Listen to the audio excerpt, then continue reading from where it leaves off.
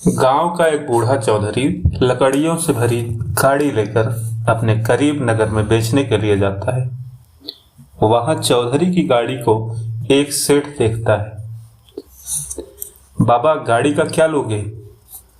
एक ही दाम बता दूं, पूरे 5 रुपए लूंगा, कमी बेसी मत करना। बाबा, तूने कहा है तो गाड़ी के पूरे 5 ही दूंगा।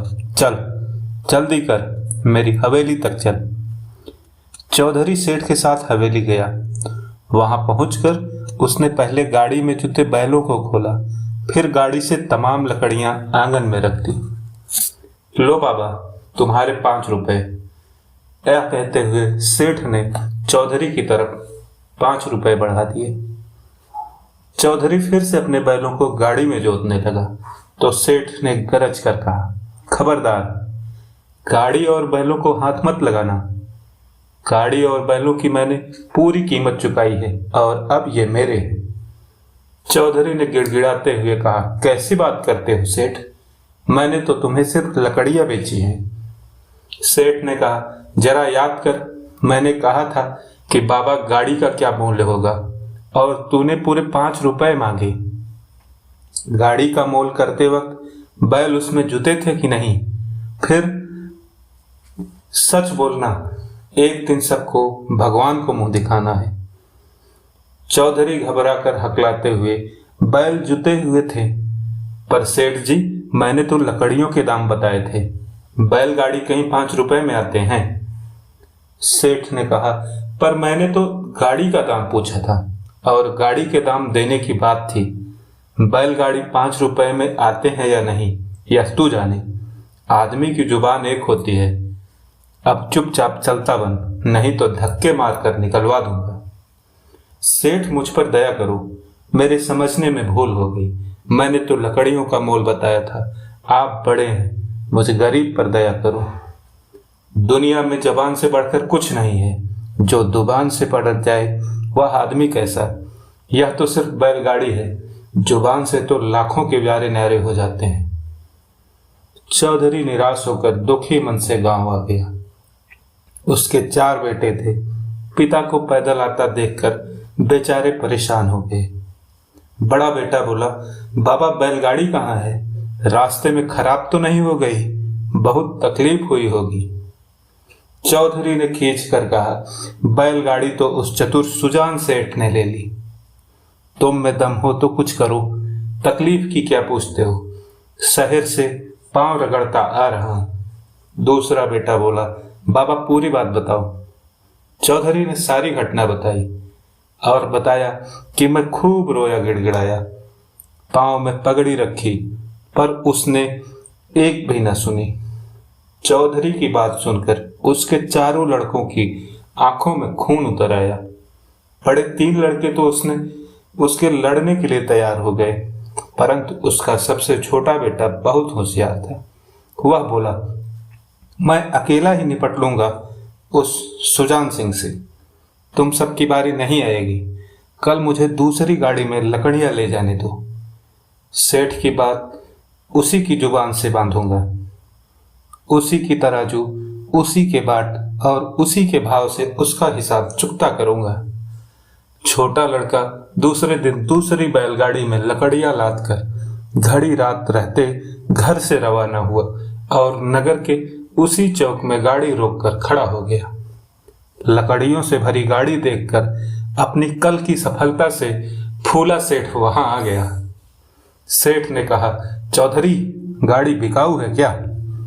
छोटा बेटा पिता के बताए हुए हुलिये के अनुसार सेठ को पहचान कर बोला, जी सेठ जी, यह भी कोई पूछने वाली बात है, बेचने के लिए तो आया ही हूं। सेठ, तो एक ही कीमत बता दे, इस गाड़ी का क्या लेगा? मोल भाव मुझसे मत करना। छोटा बेटा बोला, सेठ जी, फिजूल मोल भाव में क्या रखा है? सामने आदमी देखा जाता है। एक ही बात बता दूं कि इस गाड़ी के 2 मुट्ठी टके लूंगा। आपको जचते हो तो बोलो। सेठ मन में बोला, यह तो कल वाले बाबा से भी भोला है। मुट्ठी का क्या, 1 टका बंद कर ले और 2 भी।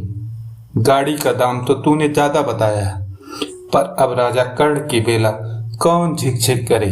चल मेरी हवेली, इस गाड़ी के 2 मुट्ठी टके ही दूंगा। छोटा बेटा मन में, अब इसे जिंदगी भर के लिए लकड़ियां खरीदना ना भुला दिया तो अपना यह मुंह लेकर घर ना जाऊंगा। सेठ बोला, बोहनी के वक्त पहले दाम पल्ले बांध ले, फिर गाड़ी खोलना।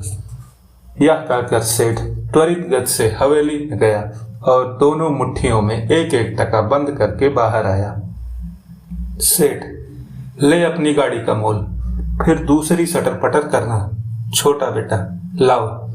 सेठ टके देने के लिए मुट्ठियां खोल ही रहा था कि चौधरी के बेटे ने झट उसके हाथ पकड़ लिए। कमर से हंसिया निकालकर, सेठ जी मुट्ठियां खोलो मत, ये तो अब साथ ही जाएंगी। आज आया है ऊंट पहाड़ के नीचे।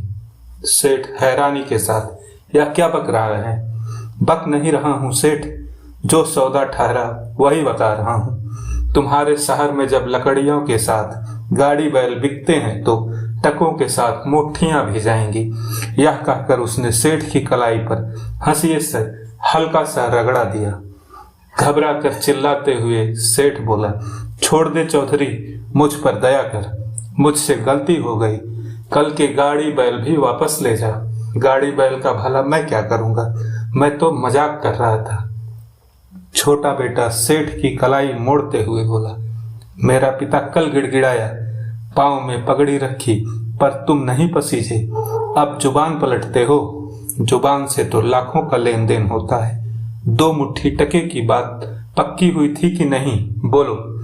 सेठ हकलाते हुए, जुबान तो दी थी, पर टकों के साथ मुट्ठियां कटने का मुझे ध्यान न था। अब जैसा तू कहे मैं करने को तैयार हूं, मेरे हाथ छोड़ दो। छोटा बेटा सेठ की नकल उतारते हुए, ध्यान नहीं रहा? तुम्हें क्यों ध्यान रहने लगा? बूढ़े आदमी से गाड़ी बैल छीनते वक्त पूरा ध्यान था। यह कहकर उसने सेठ की कलाई पर हाशिया फिर से रखा और थोड़ा सा दबाव बनाया।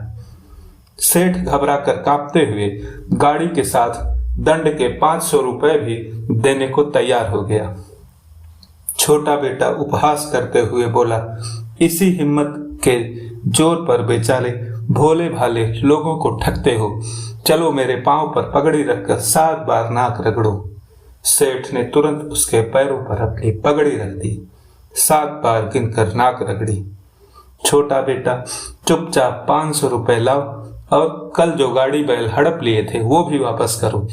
अगर इसमें ची चपड़ की तो हाशिए से आते निकाल लूंगा।